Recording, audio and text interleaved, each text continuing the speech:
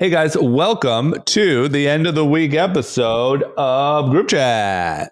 Woo! Woo! Okay, time to wrap up the week. I think we all know the general tone of things. It's ugly. But everywhere you look. Yeah, it's everywhere you look. Even if you look outside your apartment. I mean, we're going to hear the most shocking story.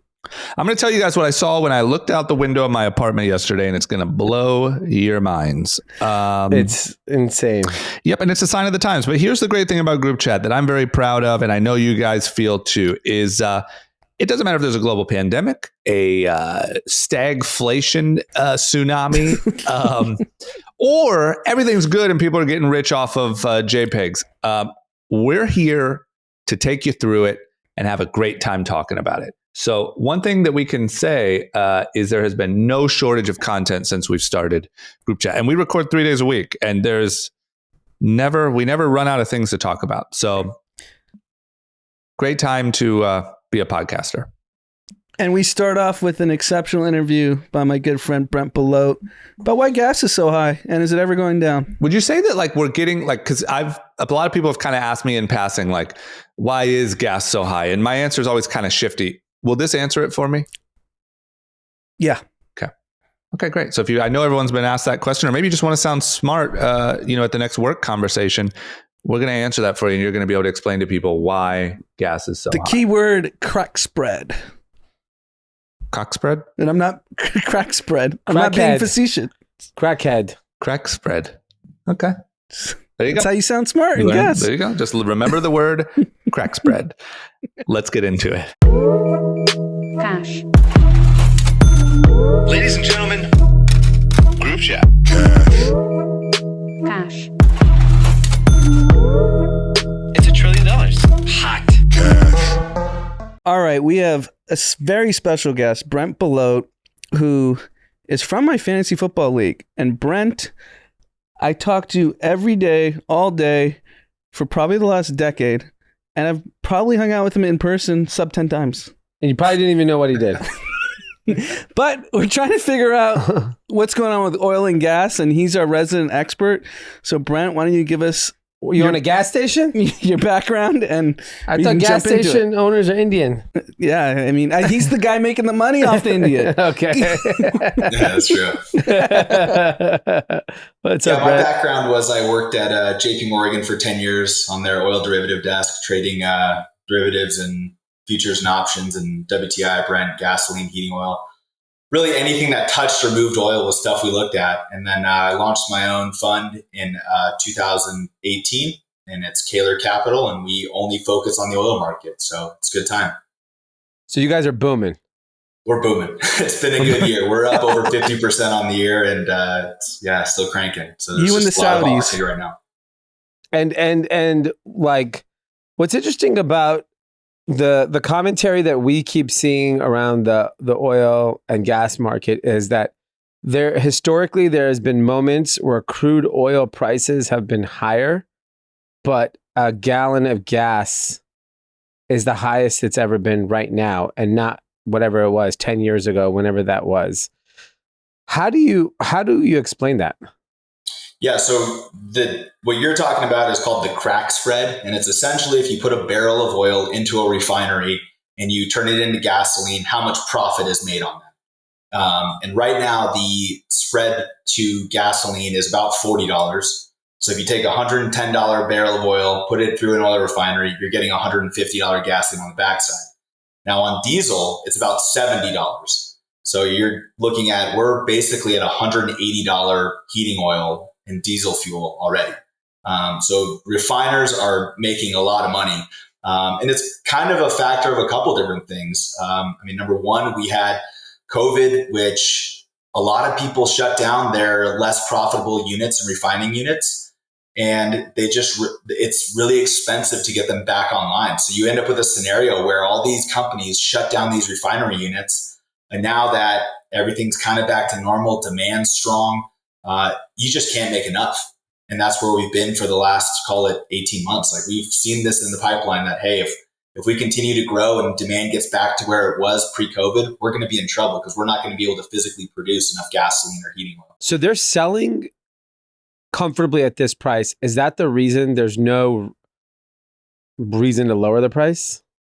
There's no way they can lower it. They're producing as much as possible right now. There's just nothing else they can do in terms of production. And in a normal environment, if you're making widgets in Omaha, you can just turn up the production and make more of them. But where we're in an environment where nothing in the current environment is bringing investment to fossil fuels. And it takes a long time to get them online. So there's actually oil refineries out there right now that are just sitting idle or are for sale and on the market, and no one wants to buy them because, number one, the United States is trying to put all fossil fuels out of business, and you can't get financing for a lot of them also. So it's not something where you can just turn the tap and get it back up pretty quickly. So what's the kind of dumbed down version? The Russia-Ukraine war coincided with massive spikes. Like, just explain that so that everyone can understand. We were going to end up with a gasoline and diesel fuel shortage regardless this summer, regardless of what Russia did. Now, when did we know that? When did we know that? I think in the market it's probably been said that unless we hit a recession or demand stops and slows down substantially, we were kind of seeing this in November-ish. Okay, so before you answer the question, what could you have done in November if you were the Secretary of Energy? The only thing you could do would be you're in a tough scenario because the United States is not equipped to increase refining capacity. If you guys have ever driven by a refinery, they take years and years to build, and they take decades to get enough investment out of. So, the whole ESG sector and the whole belief that we're doing this and we're going to get away from fossil fuels, is just a really tough environment because no one wants to invest in oil right now because of the future. So if someone told you, hey, we're killing your business in the future, you're not going to invest any money right now, which is what we saw. It started with COVID, where everyone cut their CapEx basically to minimalistic. All refineries shut down unprofitable units. And now we're in the scenario where you can't bring them back online. It's just too expensive. Got it. And then in regards to Russia and Ukraine, why does that impact American fuel? Where do we get our fuel from? So think about the difference, right? We talked about the crack spread where, gasoline's $40 above oil. If oil was $50, gasoline would be technically a $90 barrel, right? But because we're at 110 due to Russia, Ukraine, now they're making 40 on top of that. Now it's $150 oil. So it changes the dynamic in terms of Russia, Ukraine, and where the overall supply of oil is. And that's what we've seen right now is everyone is doing anything in their power to get Russian oil off the market. And that's really what's driven this so high. And another kind of offshoot of that is when natural gas gets really expensive in Europe, you start to see a lot of power plants use diesel fuel to create power. So you don't usually think of diesel fuel as a kind of input for power plants, but that's what we've seen. And that's kind of just exacerbated this problem where it just keeps going higher because of that. And what's Biden trying to accomplish in Saudi? Is he trying to catch a round at the Live golf course, or how's that going to impact gas prices? They're just trying to increase production. So I don't think there's any way they can lower essentially the crack spreads, the differentials. What they can do is lower the outright. And that's what we're seeing now is we're starting to right now, if you own an oil refinery, you're producing as much gasoline and heating oil as physically possible. We are running flat out. And we will end up in a scenario where it comes back to normal. I think in the next 2 to 3 months, gasoline and heating oil are probably materially lower just from seasonal lulls, essentially, and us being back to running full. But his goal is to try to get just the regular price of oil back to probably below 90. And I don't know if they're going to be able to do that. And so just so I understand, like American oil, American gas usage, how much is that is dependent on foreign oil versus domestic? Well, we export oil right now. So we were always kind of someone who, we were always importers of oil. But what's unique is there's different oils for different refiners. And we've kind of structured our refining system around oil that we need to almost import. So we're exporting really light oil that comes out of shale, and we're importing a lot of the heavy and sour oil, which is why a lot of our refining complex was built. And that was mainly just because when a lot of our refineries were built, we didn't know that shale was going to do what it did in the boom that would be here. Got it. So we are dependent on the global price of oil. There's not a world where we can be independent of that because of just the nature of the refineries in America. Yeah, that's right. And it's a scenario where we could be energy independent technically, but we've never have been. We've always been exporters of products. So that's why if people talk about, oh, we're not going to ban, we're going to ban exporting crude. Well, crude isn't the problem. No one puts oil in their car. They put gasoline. So, we're still exporting products. We're still exporting, diesel fuel kind of around the world, which is why we've seen a lot of it. We're trying to make up the difference and run full out to export it to hopefully help Europe. Is there a pathway in the next 18 months? I know nationally what the gas average gallon's $5 or so. In LA, it's north of $7. To see that down 30-40%, or is this like kind of sustained for a while? I think 30-40% is probably pushing it, but I think you could see a 10 to 20% pullback. I think that's reasonable. Which isn't and much. Again, we're talking, it's not crazy because we're already, gasoline's $150 essentially. So you're talking going back to 110, which is still outrageous in terms of the outright price. So, I mean, we have elections in November. If we have $5 gas in November, that's terrible for the Democrats.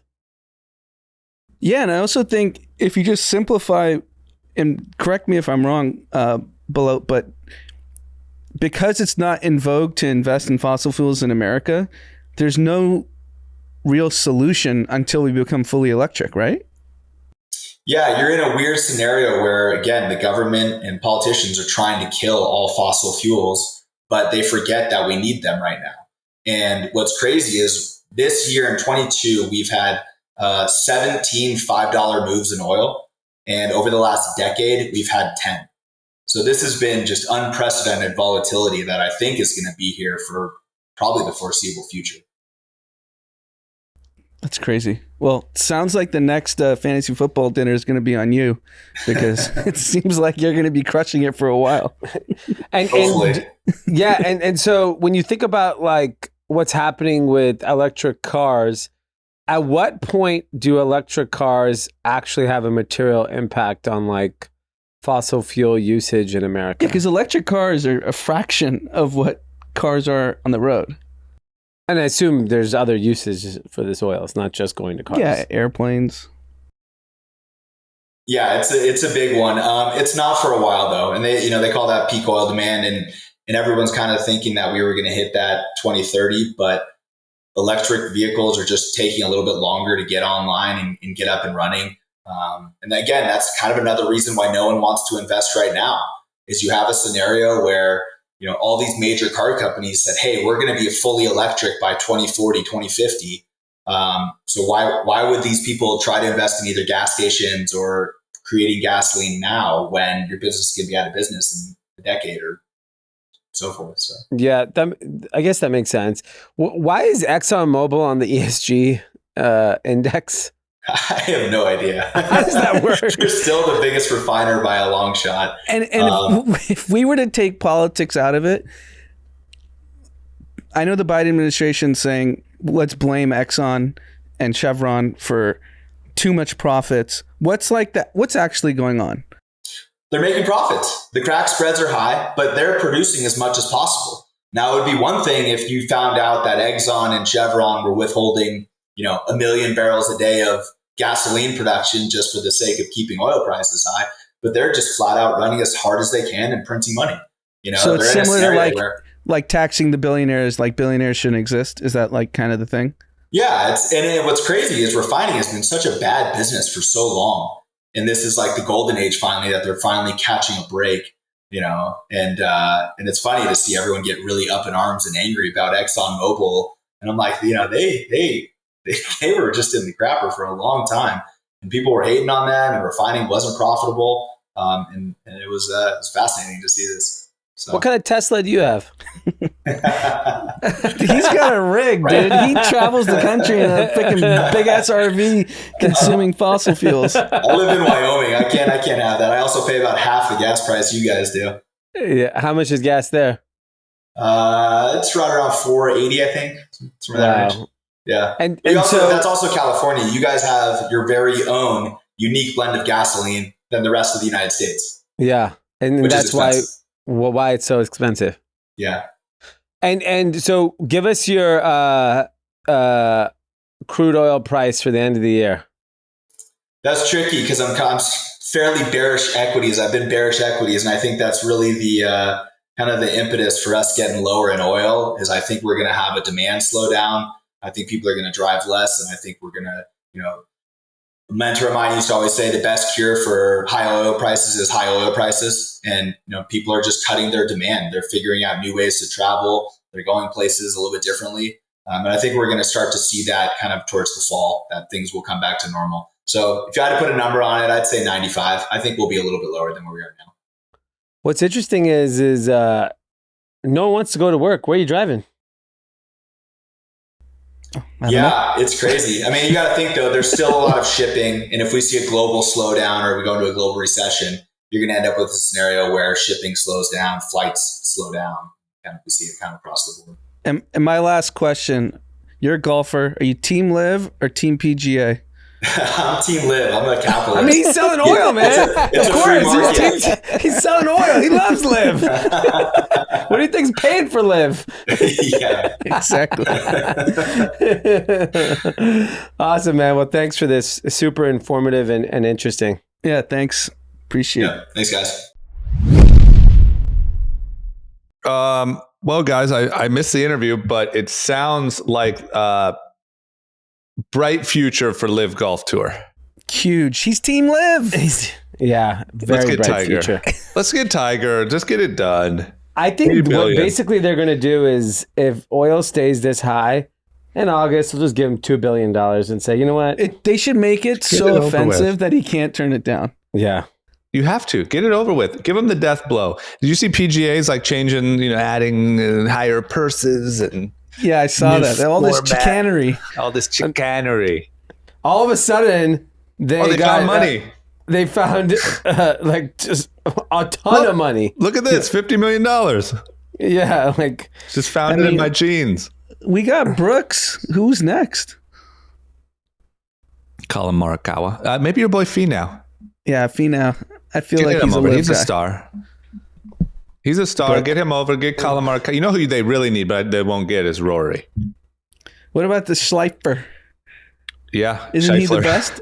Scheffler, number one. He's number one. Scheffler. Yeah. You could get him. Give him $3 billion. Who Why cares? not? Like at this point, you're going to have a record like next 2 years. Just fucking take it all out on the PGA. Yeah, just piss everyone off. I love it. I like it. Russia's just rolling in dough too, by the way. I saw like a graph of post-Ukraine war income. It's out of control. Business is good over there in Russia. Billions of dollars extra a day they're making because of the war. Where are the $2 billion a oligarchs? day or something. They've been quiet. I Are bet they you they found sidelined? loopholes. No, they're just told to shut up. Yeah. You can be I rich. bet they just shut found up. like, hey, go be rich. Here's the yacht you can use. yeah, Chill out. state-owned yacht. Yeah, why not? Everyone's yacht just says Putin on it. Yeah, Putin. You know a crazy story? yeah. I saw a guy die yesterday. What? Yep. Where? Right outside of my window. Like how? Car? LA crime wave. A guy, I'm on the phone about 7 p.m. and, Balcony? no, I'm in my apartment. I hear a commotion. Go outside. There's always sirens and just shit going on over here. I go out, look out over the balcony, and there's a car crashed into like 3 parked cars, like going down Argyle in Hollywood. Okay. Crashed into 3 parked cars. They're all fucked up. And this guy's being pulled out of the car, and they're giving him CPR on the street. Oh my God. And I'm like, what the fuck is going on? They're giving this guy CPR. Just civilians. Cops aren't there yet. Cops all pull up. Ambulance pulls up. Everyone's giving him CPR. Take him away. Turns out what happened, I somehow didn't hear this part. He got in an argument with someone. The guy shot him got in his car, tried to drive away, passed out, driving, crashed, pulled him out. CPR, guy died. But was he shot on Argyle or was he shot somewhere else and drove down? No, he drove like 10 feet. So you didn't hear the gunshot? I don't know how I didn't hear the gunshot because everyone else here heard the gunshots. I was on the phone, so maybe, whatever. But yeah, literally right there. Like, so the guy, apparently the guy got in an argument, shot. I think that from what I gathered, what happened is the guy shot him and then he tried to like jump in his car really quick and gun it to like get away, but he just instantly. Or like try to get to the hospital or something? Yeah, just try to get away. And then. No, the shooter. No, the shooter then. Okay, so here's what happened. The shooter shot the victim. Yeah. The victim, from what I hear, quickly, like was kind of, I think he shot him in the back. Like I think he pulled out a gun. The guy turned to get in the car, shot him. The guy just jammed the gas to try to just get away as he was being shot, drove like 20 feet into a bunch of parked cars. And then the guy who shot him hopped in a different car, drove away. They don't know who he is. It's 7 p.m. right now. It's broad daylight still. Broad daylight. It was broad daylight. And it was so many people around. Like literally the moment this guy crashed, I'm not kidding you, 20 people ran over. It was a regular guy that was giving him CPR. It was surrounded by people. Yeah, if you look on Citizen, so busy. I looked on Citizen. It was just everyone from their balconies, like from the W Hotel and the apartments right there. Like everyone's literally looking directly at it. Everyone's out on their balconies. It has to be on video where you're describing. There's so many like high profile venues that have cameras, right? So my neighbors told me, we know the neighbors, they're friends of, you guys know, you've hung out with them before, that live right down the hallway from me. They said there's a video of the actual shooting, like on Instagram. That's what I mean.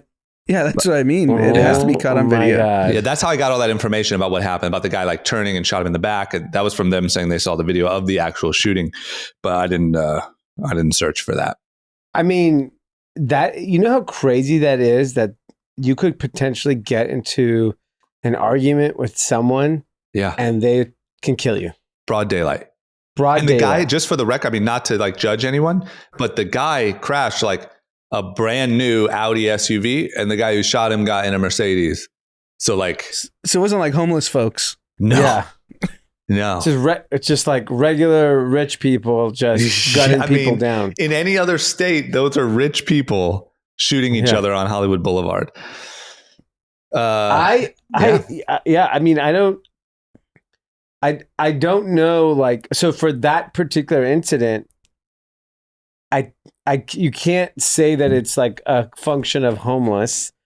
It's a function of just people are fucking insane. Yeah, who knows? Like maybe that guy got arrested, got let out. Who knows? There's times where like I need to honk to There's no reason to honk in 2022. I'm checking my horn out. Take the L. Cut you off. You should applaud him. Literally, good for you, man. I would never do that. It's more of like, when the person's on their phone and there's like a green light. Like I feel okay to honk then. Yeah, like a reminder. Like, hey, a reminder, like gentle. There needs to be levels to the honking. Hey, we see you're on your phone. Can you just go a little further? People are insane. A few weeks ago, we were on the way to the Long Beach Aquarium, so going down the 405, and traffic slowed, so I slowed, and I guess the guy behind me probably didn't see that we were slowing, and I did nothing wrong. I just slowed because traffic was slowing. Yep. He pulled around, honked, and just started giving me the most aggressive FUs, and I'm like, I don't know what I did wrong. Yeah. You should have slowed down. You should have just said sorry. Because he might have a shotgun. Yeah, I mean the rage people have is just too much right now. I think there's a general sense of lawlessness. Like I think that there's a general, like when you have this undertone of like all these armed robberies, I would argue that, we talked about this before. Like if you have expensive things, and, you live a little bit on the wild side, you're carrying a gun. Like, you know what I mean? Like, obviously, we're not carrying guns, but you see, like, anyone who's kind of in that mix or going shopping on Melrose, or like, why wouldn't you? Why wouldn't you carry a gun if you see everyone getting robbed at gunpoint? So picture, like, people just driving around with guns in their car is probably way up. And then I feel like I said, who knows? That guy that shot the guy could have been arrested 6 months ago and been let out. And I just feel like there's a sense of like no repercussions. Like, Yeah, there's no fear of getting caught. There's no fear of law Like enforcement. that guy is probably on video. Will he get caught? I don't know. and it depends on if they got his license plate, if he had a license plate. If Or that, like, will then they he's even fucked. pursue him? I don't know. That's also a good point. Everything It's a that I've murder. read as far as news stories are no identification of the shooter. Which No is one. virtually impossible in 2022 because we effectively live in a surveillance state between iPhones and security cameras. Yeah. Everything's caught. Like, we got your ID and your address. Can't find him. Yeah, sorry. We're gonna let this one go. Cold case.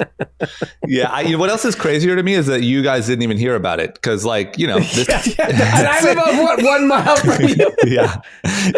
If this happened, a handful of years ago, it's remember- the talk of the town. Peak COVID, I got mad that some eggs got thrown at Mav and her nanny. Yeah, that was Across from child's apartment. play. Yeah. What would have happened today? They Those have are a bow and bullets. arrow. Those are fucking bullets headed your way. Yeah, exactly. Like, It's so neighbors wild. shooting up the apartment again. It's crazy. It's crazy, bro. It was nuts. It was like car crash, people running over, CPR. Like, it was wild, man. And it's just, I don't know. It feels like okay, so that's just normal. Like, like it's so weird to see that. Like, for the listener, I don't live like I live in a nice building, and like it's not like, oh, damn, Baghdad. drama moved to fucking Baghdad. It's like, it's just crazy. I was grabbing a snack right before we started recording across the street, and I'm walking back, 3 cop cars. They have a guy arrested. And it was like very obvious. I have no idea what he did. He was standing on the sidewalk, but it was very obvious he was being let go. Yeah.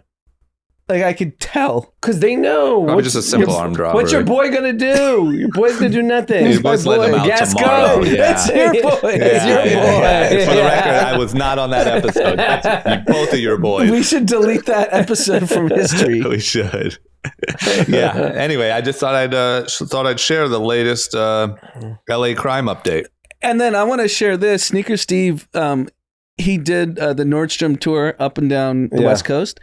And he was telling me yesterday, so he was in Walnut Creek and Cupertino, which is Northern California, suburbs of San Francisco, the Bay Area. Really nice areas. He's like, you think we're in a bubble? They're in a bubble. It's literally the nicest areas. No one's worried about crime. No one's worried about homelessness. No one's worried about anything. Yeah. That's kind of how He Orange was County blown feels. away. Certain parts. Yeah, Yeah. he was like, everyone's happy. Everyone's laughing. Yeah. Times are good.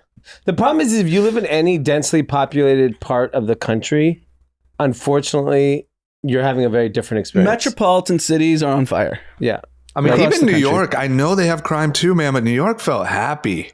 New York Yeah. did I feel didn't happy. see any we dead bodies but we in were New all, York. I think we were both in the same areas. We were doing the Soho Tribeca. Like, Yeah. we didn't go up Damn to it, the. it felt happy. I guess that's Yeah, kind of like walking around West Hollywood here, but I mean, I don't know.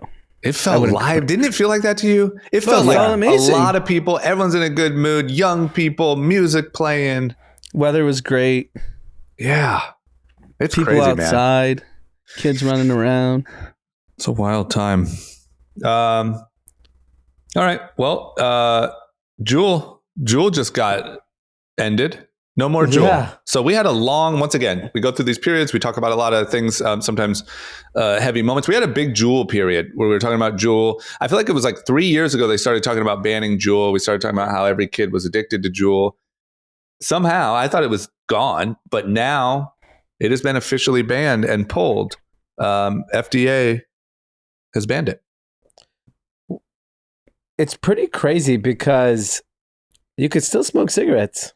And here's the other thing that I do not get. You can go to any smoke store and it's fucking filled, or any gas station, with other brands that aren't Juul, Yes. that are way more Yes. like fruity and marketed to kids. Yeah. Because the whole thing is Juul had like fruit flavors. They were marketing to kids. This is a big problem. It's like, I feel like that might have worked like 3 years ago, but today you walk into any store and it's just a wall of fruity vapes. Yeah. There's unlimited amount of competition in the space. Yeah. There are all kinds of other, like, they just picked on Juul. They don't actually care about cigarettes or No, they don't care about the problem. They wanted to catch a body. That was Yeah. big tobacco though, right? Didn't big tobacco? Yeah, I think there's stories Altria. about how big tobacco sort of pushed that. Yeah, so you're saying big tobacco's maybe like, let's put Juul in the graveyard so we can keep making money? Is that what you're saying? And let's put Juul in the graveyard because it's threatening our kids are quitting smoking and vaping. Oh, got it. That's what I heard. I heard that Okay. like the same way Facebook should be the main one telling the government to ban TikTok. I heard that that's what happened. Maybe I'm wrong here. So listener, do not trust me. But I heard that big tobacco was sort of egging this on or funding it or whatever because of the threat it was to cigarettes. Yeah, so Altria, which owns Marlboro, bought a 35% stake in Juul for $12.8 billion in 2018. Wow. Yeah. And, And now, just for- now Juul is now worth under $5 billion, and they value their stake at $1.6 billion And that's before the ban. before the ban. So now it's worth zero. Because what I mean, are they selling it internationally? Like is that what's left of They're- Juul? Yeah, you can sell internationally. And just for context, in the private secondary market before Altria came in, Juul was the hottest company that every investor wanted a piece of. It was like Stripe level mania. I remember that. But now it's They literally know. there's so many like kids. From what I know from the TikTok world, nobody fucking even smokes Juuls anymore. There's like Puff all these Bar. other Puff Bar and Flume Stick and all this other stuff that I think Juuls like trended out anyway. Like you literally just caught a body and it's not even. It's just a diversion. even No one cool even anymore. cares. Yeah, it's not the cool one. I did see on TikTok though, like people that are going today to like every store and stockpiling Juul pods. Juuls, just in case. Yeah, to get them past the Yeah, I mean, yeah. I guess I don't understand what the point of this is. Like, you don't really care. No, you're not solving anything. anything. I did read a headline. I didn't read the article. I saw Biden administration trying to ban nicotine in cigarettes. So it's just rat poison, no nicotine? Exactly. It's not nicotine that's the problem. That's the real problem. Yeah. You know what I mean? Like, it's just so silly. I feel didn't like read into. Sorry, go. No, go ahead. I just feel like the last 2 years have been like on full display how much the government in a lot of areas doesn't have any idea what they're doing. No, because we actually had time to sit back and no one was working and you started digging into things. You're like, this doesn't make sense. That doesn't make sense. Because before everyone's lives were just so busy, no one actually paid attention to anything. Yeah. But you also heard him say like COVID, like lab leak, you can't talk about. Inflation is transitory, blah, blah, blah, blah, blah. Like once you get the vaccine, you can no longer get COVID, whatever. It's like there was just this, it feels like a lot happened in 2 years where you're like, do you guys have any fucking idea like what you're doing? Like it's crazy. Well, I think what I've learned in communication to mass amounts of people, you can't make these sweeping statements because in this era of communication and media, everything is clipped and it comes back to haunt you. So when you say, oh, everyone get vaccinated because it's going to solve the problem, and that's the statement that's out there, then you're taking the risk that if down the road people get infected, like you as a person in the profession should be like, look, tell us why to get vaccinated and here are the possible outcomes still. You know, try to be a little bit more generic and not so specific. And I think that's really the problem, that like on everything, it's like, you do this happens to you. Yeah, because that sells in the media. So like right-wing opinionists I saw this past week were claiming, so the Buzz Lightyear movie came out. Yeah. It bombed. Apparently it's like progressive. I don't know what the characters did, but it's like considered progressive, and they didn't cast Tim Allen because of his, I guess, conservative views. That's what they I don't know if that's actually the reason. And then they say, look at Disney stock, it's down 40%. It's like, because of Buzz Lightyear progressive movie? Like, what are you talking about? No, it's because of Netflix subscription numbers. Exactly. Like the amount of my point is the amount of misinformation. We have the biggest stock market correction that we've ever seen. In That's the same thing everyone keeps saying. And they're blaming it on Lightyear. Well, even similar, liberal people blaming Tesla stock crash because of Elon's behavior. Yeah. No, it has anything to do with Elon Musk. But look at the way Biden's talking about gas prices today. I mean, now he's talking about like the person to blame is ExxonMobil. If you heard our interview, lower your prices right now. He kind of cleared it up. Yeah, but the point being is that like that the way information is given by everyone in the media and in politics and in corporate America, it's like so like matter of fact binary that there's not any nuances to any situation. No one wants to explain that. No, or there's no room. They don't, like you said earlier, like you can't say like we feel good about this, but we need to wait and see. Like you have to speak matter of fact, and you're going to get that wrong. Like I saw a New York Post headline, tears rage across the country as under 5 gets vaccinated. Oh my God. Is Dom's school requiring vaccination? I've been hearing private schools. Not preschool. But what about wherever he goes next? It's in discussion. You know, all the schools are talking about it. I haven't heard. Certain schools have come out and said K through whatever 6 have to get vaccinated. So some parents are saying that's not for me. And did you vaccinate them? No? We have not vaccinated Dom or Miles. I do have a problem with underage. Like, I don't know. It's kind of These sketchy. kids, if you look at the data, it's a little sketchy.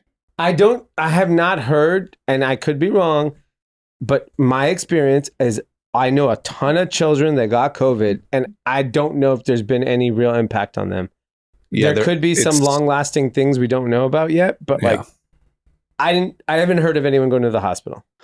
I don't think it really happens, but there is heart issues and things that can come from vaccine. The vaccination. Like there is, I'm not going to go, I don't want to go down. We don't need to Joe Rogan the myocarditis. Yeah, but there is, I mean, like, I don't know. It seems to me like if you look at the numbers, the risk to young people is very, very low. And there is some risk with vaccine. And you just have to calculate like what of that is worth it. Yeah. I mean, personal experience, we had worst case scenario. Our 3-week-old baby, Vivian, got COVID.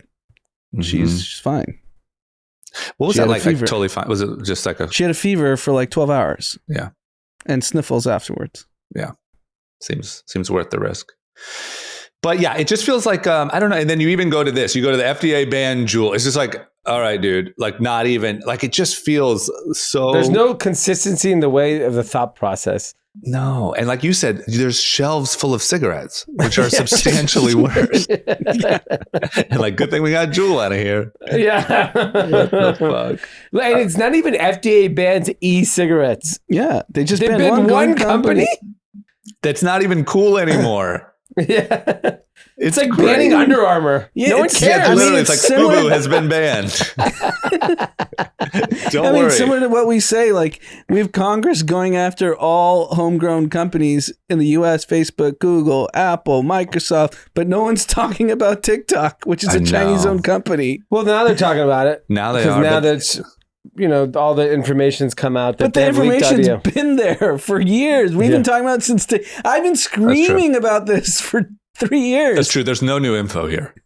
There's no new info. They just don't care. But now it's like, oh, did you know? I mean, does anything? I don't think anything happens here. Who's even talking about it? I feel like it's like journalists talking about it. Not, or am I wrong? Are they talking about it in Congress? Yeah, I think it's journalists. I don't think it's in. Journalists just figured out that there's a possibility that Chinese government was listening on TikTok. Let me tell you something that's crazy. Is I just saw a clip on Twitter. Jason Calacanis did a podcast, his startup or whatever it is that he does every day, with his co-host, who's a woman named Molly Wood, I think, who I would assume is pretty well informed in the world of tech if she's doing a podcast with Jason Calacanis every day.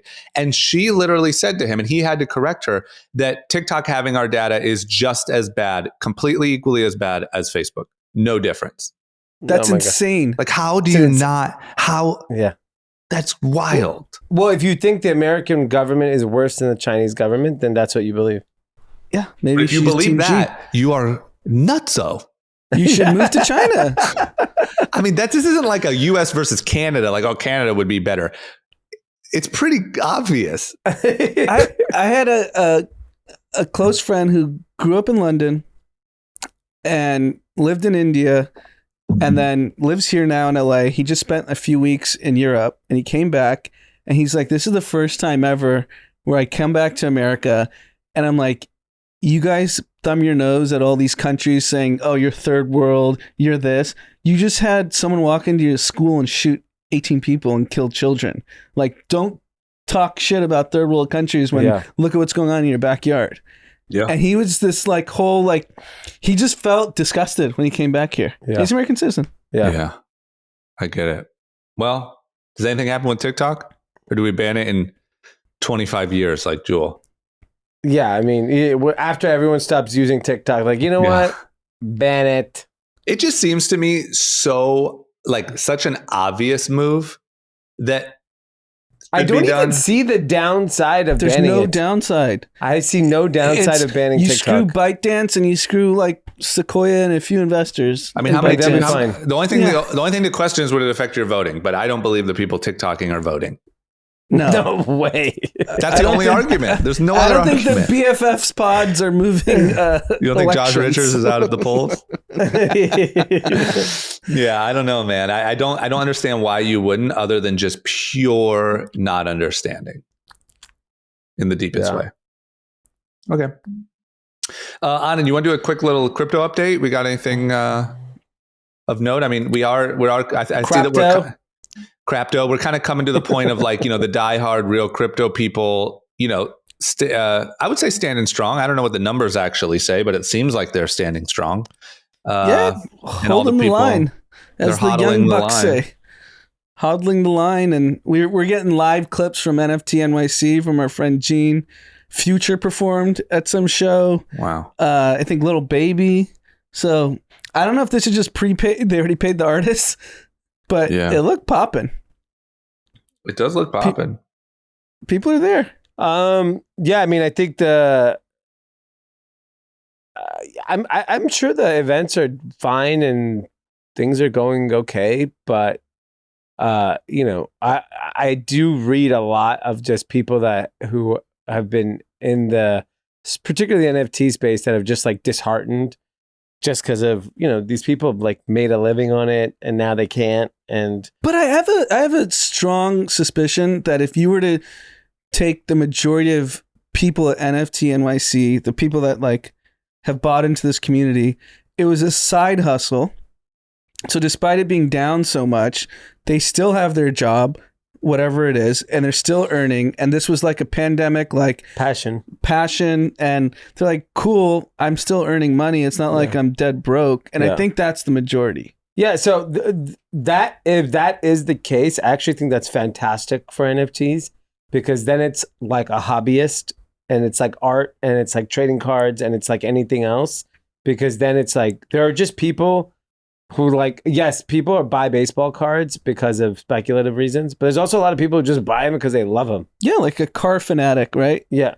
And so I think there are people like any hobby that are absolutely like obsessed with the community of it, which is awesome. Like if that's what it is, and that's what the next 5 years of NFT brings, and eventually people figure out real use cases for it, then it's a great place. But if everyone is in that world to make money, then it's in a bad place. Yeah, I don't know. The percentage of people that NFTs was 99% of their income, I think is very low. I think it was they all had full-time jobs and put some of their side cash into it, and it went up and then it went down and they just love the space. I don't know. That's my guess. That's kind of my hunch. I don't know how many people went full-time NFTs. I think we'll see NFT Week Miami. I think we'll learn a lot. Yeah. When's that? I think it's like during Art Basel. Yeah, 6 months. But that'll be, But that's like when the truth. To me, like this is all like we talked about. Like, and New York was already paid for. Miami hasn't been booked yet. Yeah, you combine the deep recession. Yeah. With what's the truth? Does that thing look like a fucking, Dungeons and Dragons convention, or does it look like Art Basel? I feel like it could go either way. Oh my God, that's so good. Speaking of Miami, Ken Griffin, who, as everyone remembers, is the Game Stopper's worst enemy, who runs Citadel. He has announced, I think he made a couple threats about this, but he has announced they're officially moving Citadel from Chicago to Miami. So I saw he already got a Mayor Suarez welcome with open arms. The crime, and he said that he had a lot of colleagues who have been robbed, mugged, one was stabbed, and that the crime in Chicago is just unbearable, and they're moving to Miami. I actually think, when Elon first moved, I know there's a lot of other people that made the move out of California, to Miami, to Austin, and I didn't view any of those people as significant moves because I don't think any of them were building a transformational business. When I saw Elon Musk move to Texas and then build a factory in the time it takes to get a permit in California, I was like, oh, damn, that's kind of scary that these guys are just willing to leave now, which that was never, even 2 years ago, we would say you're going to leave California? What are you talking about? You're going to leave. And then these people are just leaving. Yeah. And I think, individuals leaving is one thing. Companies leaving is a complete other thing. And when you think about why does California have $100 billion of surplus? It's because of all the wealth that was created by these companies. Yep. And then and how the housing prices created more property taxes. It's like a trickle effect. Ken Griffin, Citadel, I don't know how many people they employ. I'm sure they employ people all over the world. I think he has already the most expensive home in America, in Florida. And in New York. He has that crazy penthouse. Yeah. And looking over Central Park. So he was already kind of 1 foot out, 1 foot in. And Chicago's a city that you haven't heard big companies leaving. There's a lot of big companies in Chicago. Yeah. So Citadel, I just Googled it, has 2,630 employees. While in the grand scheme of things, doesn't sound like a lot. But what's crazy is those are 2,630 extremely bright people. And rich people. And rich. And it's funny because we were having this conversation. I was having this conversation yesterday, and it's the ongoing conversation. It's basically all the people that moved to Miami were already rich and aren't employees, right? They're investors, they're VC firms, they're a solo investor type, yeah, or even the people that, but the lack in Miami was the talent pool still. So how do you build a company in Miami if the actual worker bees aren't there? But then you have a company like Citadel that's gonna just boom, you're gonna have 1,000 geniuses that show up in Miami that, I get bored, I'll start a company. I can't believe this Miami experiment worked to the level it has. It seemed like a COVID fad, and most people scoffed at it. I don't think I ever scoffed at it, but I was like, when things settle back, people will come around. But whatever's going on there, people are absolutely loving. And when you have a company like Citadel moving, that is massive, because the actual brains of this legendary financial firm are now just working out of Miami instead of Chicago. I also think there has to be, I think, two things. I think we expected that I know these cities are bad now, but when COVID's over, they're going to go back to normal, and they haven't. Chicago obviously still has really big problems. LA obviously has really big problems. COVID made an impact on crime and that stuff that never got cleaned up. It just stuck around. I think everyone thought it would return to normal. And I also wonder if there's a bit of almost a network effect to a degree, of a city like Miami, is once you get past a tipping point of enough people being there, then it becomes the place to move if you're smart and looking for a job. And then it just sort of compounds on itself. It feels like it's sort of getting to that level.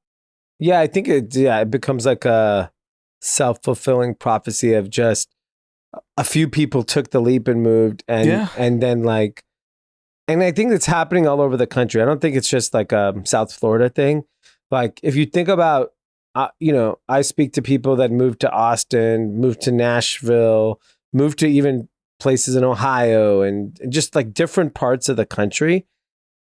all the talent now is not in 3 cities. It's now spread out. That's also going to spread the wealth out. So I actually think for the country's sake, it's actually great because it's going to create a lot of value all over the country. California is just fucking stupid. Stupid. So stupid. If I was a California politician, I don't understand. Do you know what Suarez has done? He just became friends with them. I don't know if he's actually passed any real policy. All he said is I'm He just pro-business, tweets about them. anti-crime. That's all he said. Yeah. I don't know what he's done other than say I'm pro-business, anti-crime. You're welcome in Miami, and everyone came. Yeah. Like, Yeah. It worked Just perfectly. think- All you gotta do is send a just- couple tweets. just think about it in the sense of like in Los Angeles, how many multi-billion-dollar companies are based in LA that have zero relationships with political figures in the city? Most. Yeah, I mean, And all of how, them, right? How divisive a city like LA is. I don't know if it's just sheer size, but like, I don't know what the polling numbers are, but Suarez probably has like what, 80-90% approval rating, if I had to guess, Yeah. just by what you gauge. You would think. And then we have like all out war here between Karen Bass and Caruso. Yeah. It's like, honestly, stake your whole pole in the ground and like, we're not friends anymore if you like Karen Bass or you like Caruso. Yeah. That's what's going on in LA right now. It's wild, man. LA was like the rich kid who had a great life and had billions of dollars and somehow blew it all. You know what I'm saying? It's like you were set up. Yeah. You have a certain. I didn't blow it yet, but like the point is, you had everything going for you, and it's like you'd have to try to fuck it up, and they're just doing it so bad. Like, you know, we're a long way from. I honestly think the mayoral race is going to divide the city unlike we've ever seen. I could already see it in private chats, the way people are talking. Yeah. And I think it's going to be so bad for the city. Well, they treat 'Cause Caruso people like are he's Trump. You know, it's like if Yeah. you're voting for Which is Caruso, insane. you might as well be a Trump voter. Like, it's fucking crazy. It's crazy. And I think what's going to happen is there'll be extreme incidents all over the place that are going to polarize their people's decisions even more on both sides. Like there'll be okay, if you witnessed a shooting on your street, you're not going to vote for Karen Bass. You're just not. Absolutely not. I'm You're a just not Caruso going to guy get comfortable now. with that because she is not coming out there saying, I'm going to put 1,000 more cops on the street. She's not saying that. Right. And then vice versa, if a shooting happens somewhere, then you're going to, Karen Bass people are gonna be like, I'm not going to vote for Rick Caruso. He's pro-guns probably. And then it's like, we're not going to, whatever. Like, here's the reality. I was talking to my mom about this because we were talking about like how people in general just don't agree on anything. If I tell you a movie is good, 14 people are going to tell me it sucks. Yeah. And I have incredible taste in movies. Your taste sucks. Yeah. See? It's polarizing. Yeah. You're very polarizing. So Your tastes are You polarizing. are polarizing. Yeah. Especially your movie takes. But because of that, like you can find your tribe anywhere now, whatever you believe in. Yeah. There's a tribe of people that agree with you.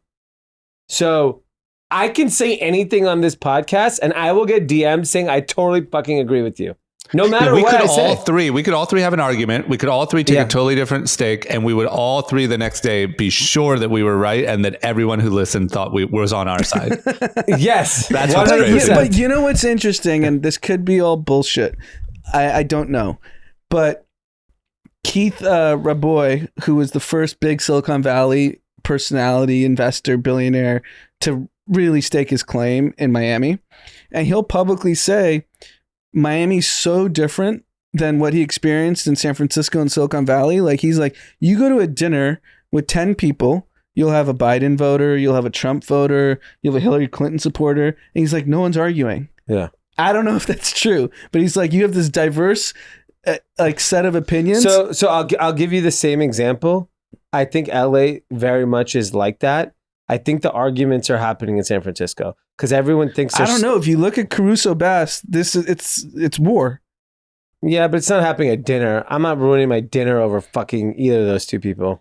I think people are. I think people are. I think your group in particular has learned to still love each other through your different opinions. But I don't think I think people are fighting to the death here over these topics. What's crazy is at the end of the day, no one actually gives a fuck about you. So I don't know why you're going out on a limb with anybody.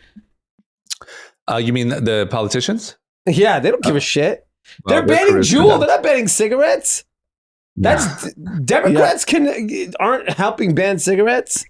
So it's the same thing. Well, it's don't worry. We got rid of the gas tax. Yeah, the 18 cents. They care about that. me. Everyone's like, oh, you're just going to increase more demand. Prices are just going to go up. Yeah. I don't. It's just wild. Maybe Miami's the promised land. I'm down to try it out. You know why? They're just on cocaine. When you're on cocaine, you're just not worried about just wearing Hillary floral Clinton, shirts Trump. Yeah. You're also just happier there. It's like you're out. It's late. You have a couple of cocktails. Who cares about politics? Seriously. I've never talked about politics once when I was in Miami. No. We were in Miami in the middle of the biggest COVID outbreak on planet Earth. And I had no problem. And I kept my mouth shut. I don't care. I want to have a good time. Yeah. I can't believe people who ruin a good time over politics. Yeah, I mean, that's most people, I feel like. It's most people, exactly. I agree. I don't give a shit. Yeah. Honestly, I don't give a shit. I want to have a good time. Yeah. Okay, I agree. So this is what else I didn't really know that's going on and just adding to the craziness. There's like a shit ton of like flight delays. Like we're having some sort of flight like scheduling error here. Record number of delays or something. Do you guys know what's happening there? I follow LAX on Twitter, and I saw yesterday they were just talking about like the chaos at the airport. Mm-hmm. And I think it's a combination of obviously flight cancellations. There was also some other incident that happened there, but there is clearly a shortage of staff that airlines are reporting. There are obviously just insane demand of travelers. I think every flight is completely booked. But on top of that, airlines seem to be cutting capacity too. So United Airlines, they said that will help reduce delays, that there's too many flights on top of each other, capacity constraints, airport constructions. So United Airlines came out and said they'll cut 12% of Newark flights in an effort to cut delays. United is blaming delays on airport construction and capacity constraints. These are only for domestic routes starting July 1st. So it sounds like there is no just one simple problem. It's a combination of multiple problems. Yeah, it's like everything else where there's just like it's a hurricane of problems. And I think unique to the airline industry is like, the ramp to travel was just insane. Like it went from like non-existent last year to just complete explosion. So like, the infrastructure to handle all of those people it just isn't available. And there's just in air travel, there's things you cannot predict, like the weather and things like that. So if one thing is off, I'm sure the domino impact is so big. But I think ultimately it's just too much demand, not enough pilots, not enough staff, not enough flight attendants. Well, if you think about, you compare year over year, I mean, I don't know anyone with children that was traveling because you didn't want to get stuck. Yeah. Mm-hmm. Even if you didn't care about COVID, you're anti-vax, whatever, like who cares? Like, I don't want to get into that. But like most people I know with children were like, we can't get stuck. Even if you wanted to go without your kids, with your kids, because if you test positive, you're stuck. Yeah. We lifted that ban that you don't have to test to come back to the country. Yeah. So like the demand with families must be absolutely through the roof for international travel. I had a friend that was traveling through Bradley 2 days ago. He said it was a complete zoo. Yeah. There was no infrastructure to support the number of people. Well, yeah, I mean, I've gone to the airport a lot in the last couple of months. LAX is unbearable. Yeah. And I drive to the airport and sitting in that traffic and finding a parking spot, half the parking structures are closed. Yeah, it's so bad. Are they really? I parked like 4 terminals down the other day just to freaking go to the terminal. I drove when I went to New York, and it literally getting into the departures like line was like Christmas, Christmas level delay. Yeah, down around the corner. It's crazy. What's interesting is you're seeing already the slowing of bookings for fall and next year on airplane. Yeah, that's falling off a cliff. So I think after Labor Day, you should see it normalize, is my guess. Because people have planned their summer break. It's similar to NFT NYC. Everyone planned their summer vacations 6 months ago. So the chaos will continue and then things will normalize. Because, I mean, it seems like all the smart finance people are predicting a pretty deep recession. Like, I just looked on Twitter. Bill Ackman has a whole essay basically saying he doesn't trust the Fed and they're going to fuck it up on inflation. Yeah, so I don't trust that guy. I don't know if he's just short the market. I don't trust that guy. That guy's just, whatever he's saying is helping his cause. Of course. Yeah. It's like everyone. Yeah, I mean, but travel is one of those things where, like, you're hearing specifically on flying, it's been a horrific experience this summer. Yeah. Everyone's just talking about delays and sitting in airports. And I got, my flight got canceled. So many people have told me their flight got canceled. Right. This is crazy. Yeah. It's just weird. Like, everything's broken. Yeah. Like, it's just like there's so many things that just worked before that, like, we never. And one thing's not broken, the next thing gets broken. So last 8 months ago is the ports. They were broken. Yeah. Now it's air travel. What's next? I mean, well, we have no money, so we'll all be home. So your toilet's going to be broken. Yeah, but now we have like the warning of like blackouts and power issues and food basically, shortages. You're not allowed to use power from 3 to 7 in California. Yeah, which is ridiculous. Absurd. This is fucking crazy. What were we doing the last 20 years? I think this is the problem, right? If you were a private organization during COVID, you basically had zero business for the most part, unless you were just selling like essentials, and you were forced to shut down capacity of whatever you were doing because you would have gone bankrupt. It's what Belote said in the top of the interview. The refineries had to shut down everything that was unprofitable just to stay in business. Now they have limited capacity. And they're just printing money because there's no other way. They're not going to go back and reinvest in refineries that they already closed. Yeah. And that's like it's like a microcosm of every single industry, right?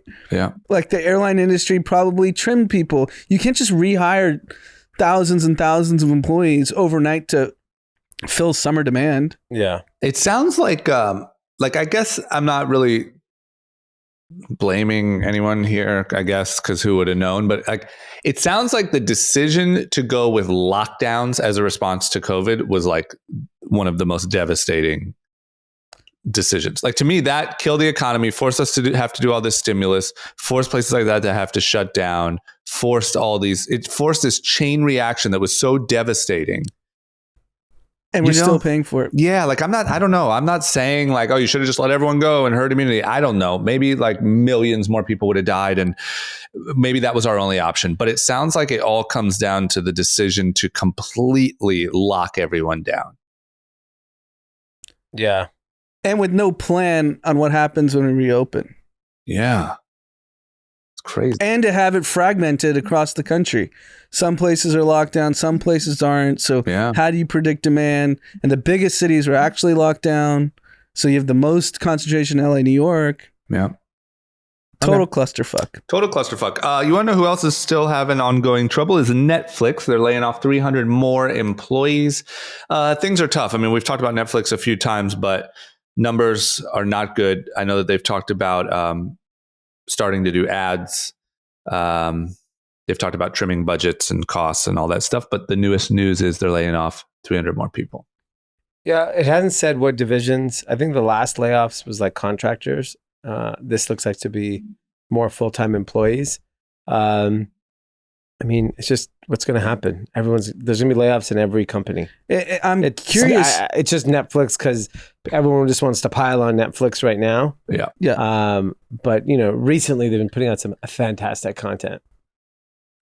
So before we get to whatever bad choices, the What's the one with the girl? Hustle? No, the Rebel Wilson. Queen's Gambit. Rebel Wilson.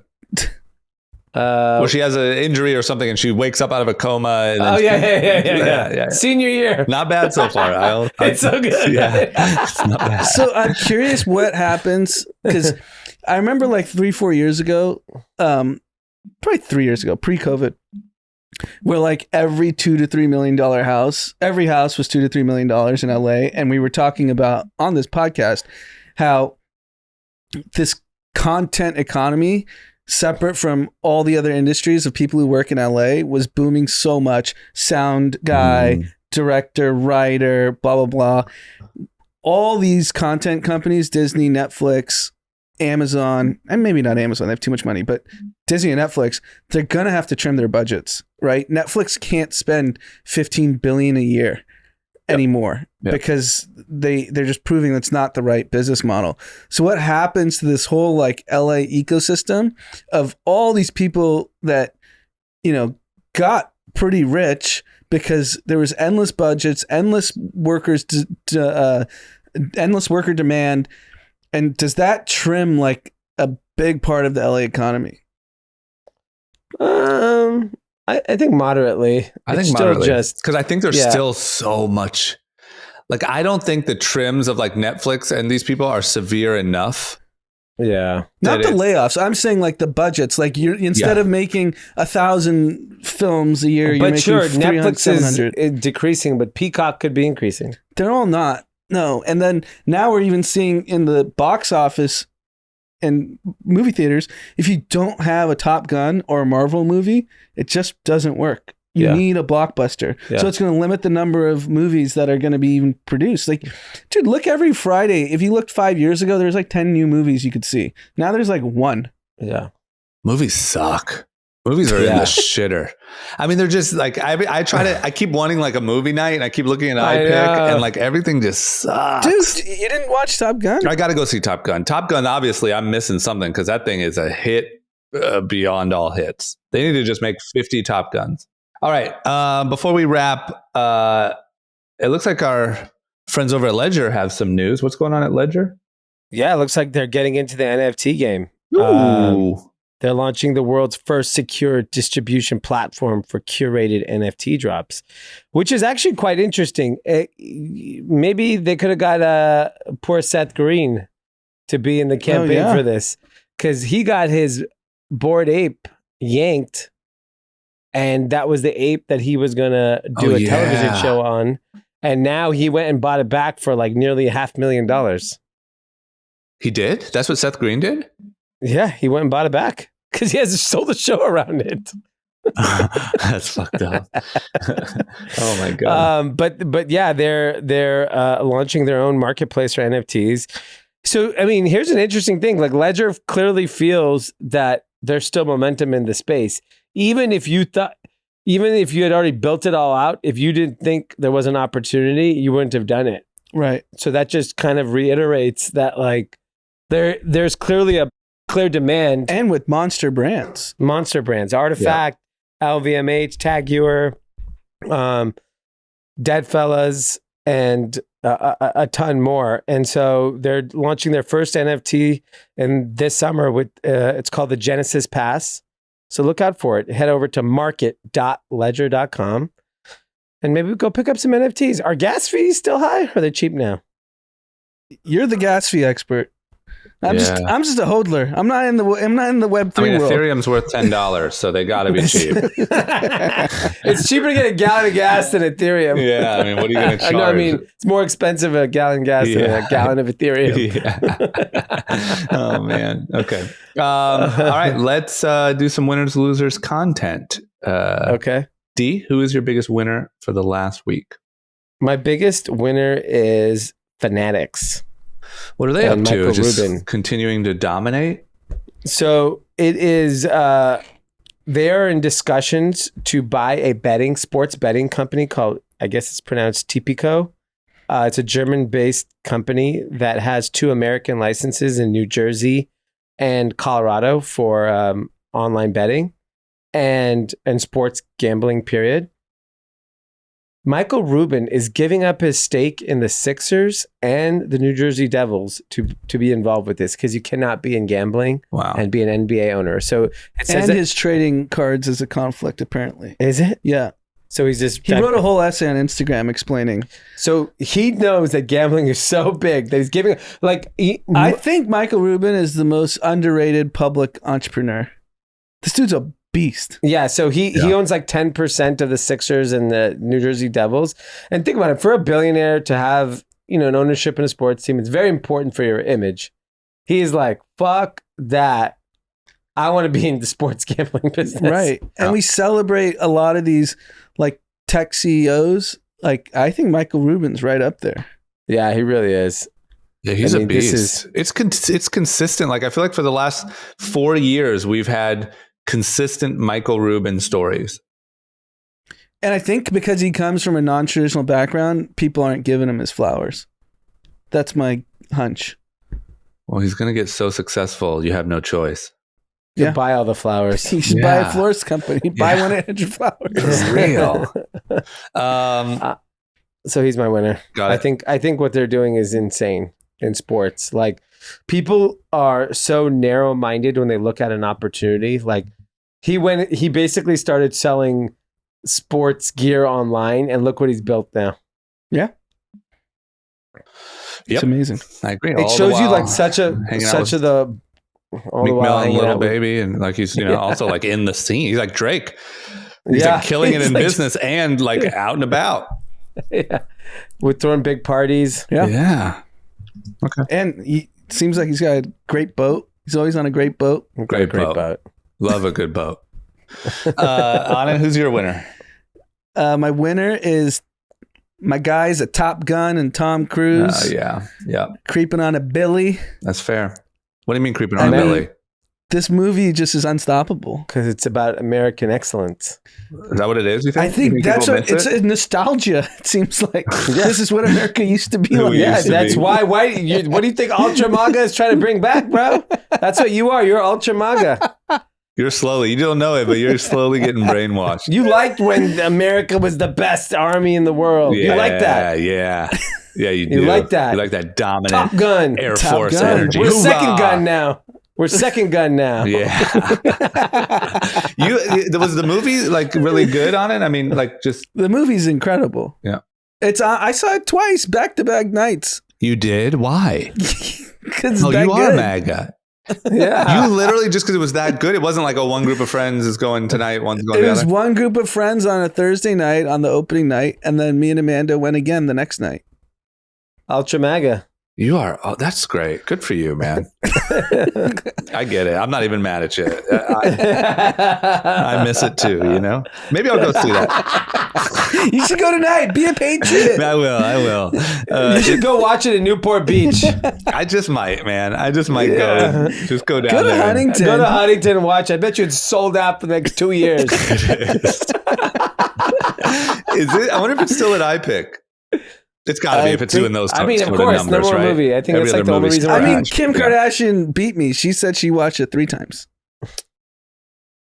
Kim Kardashian. That's why she's voting for Rick Caruso. Oh my god! This is She endorsed him. She did a video. Oh my god! America. Okay. My winner. I was gonna say. I think my winner is. Like we kind of talked about it, but like all of these cities, after what I experienced yesterday, all of these cities that are reaping the benefit of people moving away from LA and New York, essentially Miami, right? I mean, no one thought, like we already covered it, but no one thought Miami would have actually worked. We thought it was like, oh, you're going to go party there for 6 months and then have to go back to reality. Yeah. But it's working, man. They got Ken Griffin and countless others, and props to them. Like, a lot of the tier 1 investment firms from obviously still don't move their entire firm, but Sequoia, D1 Capital, Andreessen, all opened Miami offices. Tiger. I never all their returns are down massively, so maybe it's not like but that might not be their fault. We'll see. Yeah. I never thought it would work, and then it did, and then like it feels to me like the more liberal cities keep Like no one's like saying like, all right, we need to make a change. Like, you know, like it's like we just keep doubling down on the same stuff. It feels It's kinda, just, no unity. There's no unity in LA. We could feel it. Rick will bring us together. Mm. We can all watch Top Gun. Yeah. Rick Who should just stand outside Top Gun. He should just live stream Top project Gun Top at the Gun. Grove. Yeah. Put a big screen. Free. Everyone can just watch Top Gun all day. Yep. Yeah. I like that. And drink Budweiser. Okay, Dee, who's your loser for the last week? My loser is the Supreme Court. They're kind of like just handing shit out today. What are they doing? That was going to be mine too, but I didn't even. When are these even up for vote? Today's press release day. They just nailed out like, boom, you need to carry a gun. Boom, you get a gun. You get a gun. Yeah, it's like it's almost like how Drake dropped the album like hours before, just like, hey, Instagram album's coming in 3 hours. It feels to me like one of those Mac conferences where they announce all their new products. Like it feels like they're like, all right, going into the new year, guns, you can have them. Abortions, no more. I mean, talk about not reading the room. Like you probably could have gotten away with maybe kicking this stuff down the road like another 6 months. Yeah. And still maybe gotten your way, you know, but like, man, timing is just So what happened? terrible. Essentially, they said like in New York, you can just carry guns around now, or like. Yeah, I haven't read it. That's what all the headlines are making it seem. I have not read it. And that's my plan to read this weekend is just like understand. So what all I read was U.S. Supreme Court strikes down New York gun law restricting concealed carry. So I don't know exactly how that, you know, the nuances of that and carrying a gun in New York, but I think that the governor of New York said scary. Yeah, I think it was something about like in order to get a concealed carry, you had to have probable cause or something, and now you don't. Like I think I don't know. I think it's something that just makes it easier to concealed carry, which is fucking wild. Because I don't know. Yeah, maybe I won't walk around Manhattan anymore. No, that might have been my last trip to New York. Jeez. I wonder if there's any, like, I haven't seen any convincing evidence of like more people with guns like out in public is a good thing. Yeah. You know, like I don't see like shootings that were about to happen. That's a good Samaritan. Luckily they were concealed carrying and killed the perpetrator. Like you don't really see that happening. Yeah. Like, well, look what just happened yesterday in your building. Yeah. There was no good Samaritan around. Anyway. Okay. That's mine too. Anand, what's your loser? My loser's the All In podcast. Oh boy. And I'll tell you why. So I thought they're coming back. They're coming back. They brought the band back together and they're going to give us a bullshit response of whatever beef they had. Yep. And from all accounts, talked to many people, many people on both sides. many great people on both sides. There were financial troubles involved. Wow. There was a big blow up fight between two of the folks. Wow. Must have been Friedberg. And, you know, they'll just brush it up and move on. They're very popular. This is going to be their biggest episode yet. Yeah. I like it. It's a good move. Work for them. But it wasn't planned because the financial troubles were real. And this is like what YouTubers do, you know, when they have like fake breakups and stuff. But except for it wasn't fake. But the point is, it'll be their big reunion episode will probably be huge. Did you watch the? I saw he finally released that live episode with Palmer Luckey. Did you watch that? I started like the first 10 minutes. I'm excited I haven't gotten to the little fight yet. Yeah. Well, I mean, I'm excited to see what we get tomorrow. I'm sure it's going to be, like you said, like they'll put on a face. Yeah. I just want the inside info. If anyone out there, I don't know, maybe some of our listeners, maybe you were at, you know, some sort of public place where you saw something go down. Maybe you have a friend who has a friend. I don't know. But if you have any inside info, I would die to hear it. We will keep you anonymous. Yeah, I like it. Just throwing it out there. Okay, content. Dee, what's your content for the weekend? There's a new show I started watching. It's with Melissa McCarthy. Of course it is. Is that Netflix? I saw that. Is it like where she tries to God solve a crime or something? Like that. Yeah. I knew it. I literally saw that on my Netflix. And I'm like, Dee's gonna love this. Oh, it's really funny. It's fantastic. It's a show. You know, I try to watch all these like shows that everyone loves. Like Anand recommended Severance. It's like so like serious. Like, come on. You need just complete nonsense. Yeah, I mean, I did watch the Bond movie that came out last year. It was it's on Amazon Prime. It's good. Very violent, but it's good. Mm. It's a little too violent for me. It is good. I saw that in The the guy killed theaters. 7,000 people in one IRL. movie. 1,000? Yeah. I'm not even joking. He probably killed thousands of people in one movie. And you guys said you loved Hustle, right? Loved it. Love it. Okay, I That's gotta watch great. that. Okay. Anand? It's one of my favorite sporting events tonight, the NBA draft. And it's airing, by the time this episode comes out, we probably would already had the first round picks done. But I just think it's so cool. They have all these kids that who knows what their background was, but likely not millionaires, all become millionaires overnight. It's so fucking cool. Do you I like are you it. enough of like in the loop that like who might be first round? I mean, I who- follow it. I just follow all the podcasts and the Twitter stuff. Yeah. So like the draft is basically three guys. It's Jabari Smith, Chet Holmgreen, and Paolo Banchero. And there's a lot of division on who should go one. The betting markets say Jabari Smith is going one as of now. Who's the number one team drafting? Orlando's the number one. So Orlando's the number one team. I think Oklahoma City Thunder 2, Houston 3. And there's people I've heard on podcasts that all say each of the three guys should be one. So I think it'll be pretty fascinating how it shakes out. Would you say historically number one draft picks shit the bed, or is that too broad, too not? No, they don't shit the bed. I think there's like some weird stat if you look at like the last 30 years, the number of number one picks that have won NBA titles is like pretty high. Okay, got it. So I mean, you do have like these rare like Kawhi Leonard was like a second round pick. Giannis was 13th, right? Yeah. Like, Got it. but Okay. Mine, I listened to a good podcast this week, Lex Friedman podcast with Tony Fadell. Tony Fadell is the co-inventor of the iPhone. do you had dinner with I had him? dinner with him. He's amazing. When? In Paris With Ian? What the with fuck? Ian Rogers. Smart guy. He's so smart. Seems great. Very personable. So iPhone, iPod, and also created Nest. Not bad. He's got a good eye, this Tony. So yeah, he did a podcast on Lex Friedman, and it's really good, really insightful. I gotta listen to it. Yeah, I like Lex Friedman. I just like his monotonous. he's very voice. monotone. Yeah, and Tony Fadell seems pretty like personable. Like Yeah, he's- we were out in the town. yeah. We're painting the town red. I met him once at a barbecue in Silicon Valley.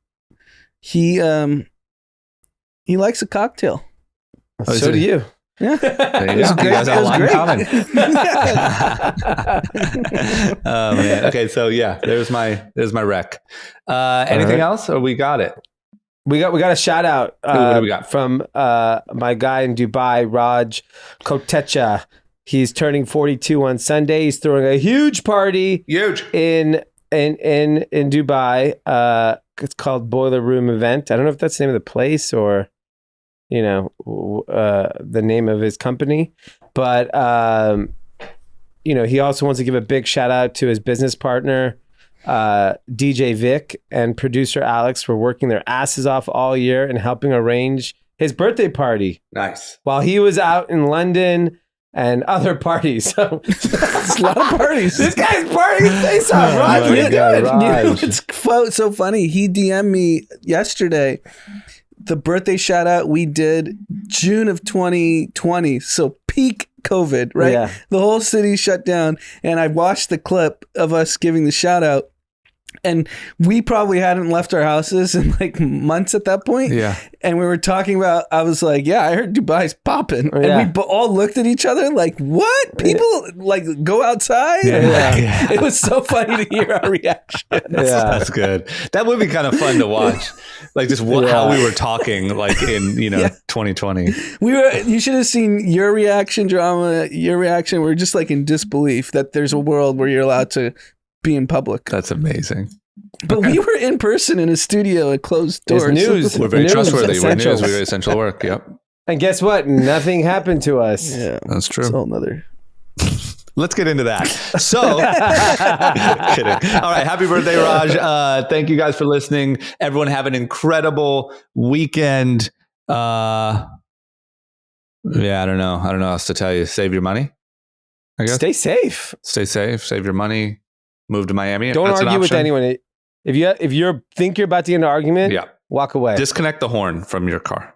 Get into a run club and just run. yeah. Run Yeah. away. Yeah, come by Saturday, Santa Monica and Doheny There Boulevard, you go. 9 Learn to run a.m. away. Yeah. That's my entire strategy ever in conflict. You run. Yeah. You're fast. You're a fast guy. That's not Ultra MAGA. That's not. Oh, yeah, that's not a very character. Top Gun. That's not very Goose or whatever. his Yeah, name is. Top Gun. You stand your ground. Fight from my cold, dead hands. Okay. Everyone have a great weekend. We'll see you later.